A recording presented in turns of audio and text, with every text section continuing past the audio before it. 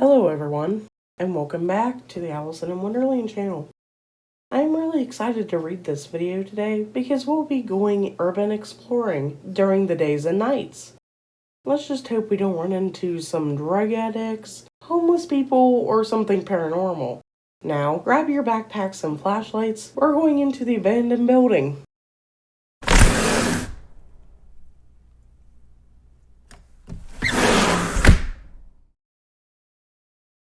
I found a group of strangers living in complete darkness. This was in the San Bernardino area in Southern California. I was inspecting the bridges that ran over canals for lead and asbestos. Most bridges that ran over canals have a small space on either side of the water to walk, usually small enough that you have to bend over.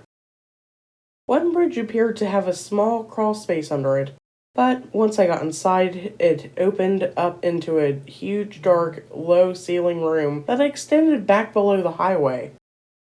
I entered alone ahead of my supervisor and carrying my tools and flashlight. As I passed the flashlight over the darkness, about 20 people stared back at me from the back of that room, all standing. I must have ducked out of there immediately, but I clearly remember seeing a nice rug, multiple large couches, a TV, a table with a vase with flowers in it, beds, paintings on the walls, a nice floor lamp, but none of it was powered, and just 20 people living there in the dark.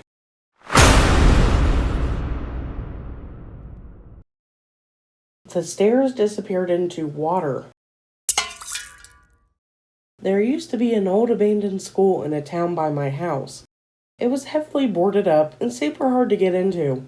Well, a friend and I managed to get inside by climbing up the side of the school via a pipe fire escape combo and slipping through a window on the roof. We explored the basement, which was flooded. It was kind of creepy seeing the stairs disappear into water. We had just left the gym when we heard footsteps coming from the doors on the other side of the gym. Scary, especially considering it sounded like it was a person, not another group of explorers like us, and blocking our exit back up to the roof. The only way out otherwise was behind us through the boarded up doors. They sounded like someone who was walking around and stopping periodically. There was no light coming from that direction, and we couldn't fathom why someone would come into a creepy place like this alone. We waited for the footsteps to stop, then snuck across the gym, peered down the hallways, saw no one, and continued towards the stairs which would lead us back to the roof. Halfway down the hall, we hear someone sprinting behind us, probably 50 meters away or so, down a typical high school hallway. Now, it is mostly dark in here, but there was a small amount of light coming in through the cracks in the window boards. Still, we didn't see anything behind us as we quickly ran up the stairs. We didn't stop until we got back to the 4th floor. We listened for a noise. Nothing. Hopped out of the window and climbed back down the pipe.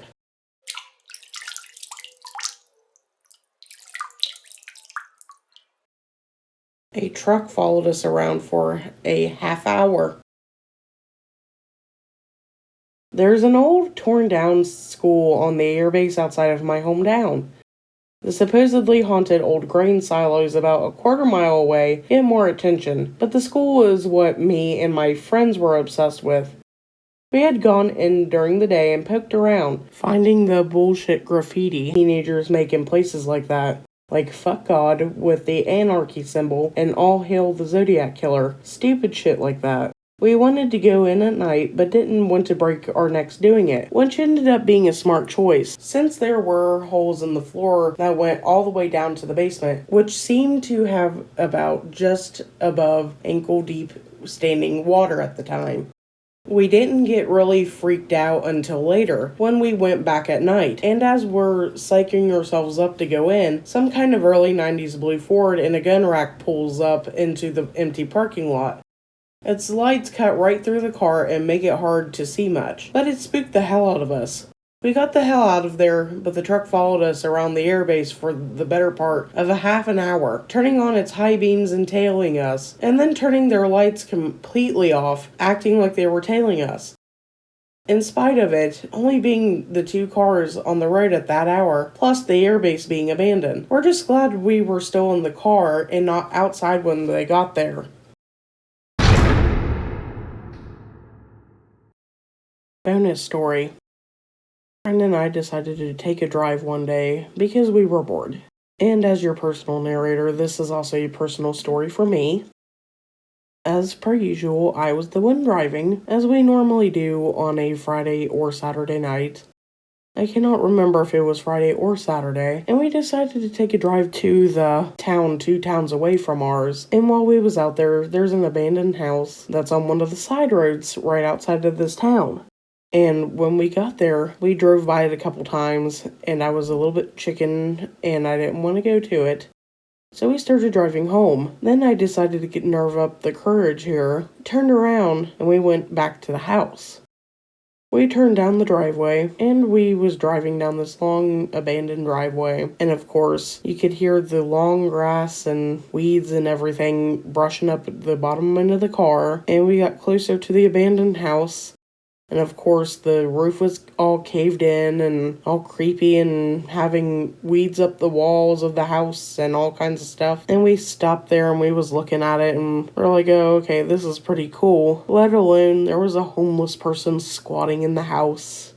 So we quickly turned around and noped out of there because we did not want to deal with a homeless person today. And we flew out of there like 2 bats out of hell because we thought the homeless person might come and attack us. And we came home and we had a pretty good story to tell that day.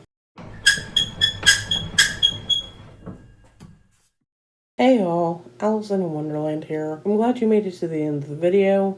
In my next video, I'll be on the topic of Skinwalker Ranch. Also, I apologize for the way my voice sounds right now because I literally just gotten over a second cold. Don't know how I managed that, but I've been fighting it off for the past week. Been sick since Sunday, and it's been crap. It's been a shit show. Had to buy 2 packs of flipping cough and cold medicine and flu medicine, and oh, what a joy. But if you have a story you would like me to read, go ahead and send it in. I have my email in the description. I will read anything that anybody sends me. So until next time.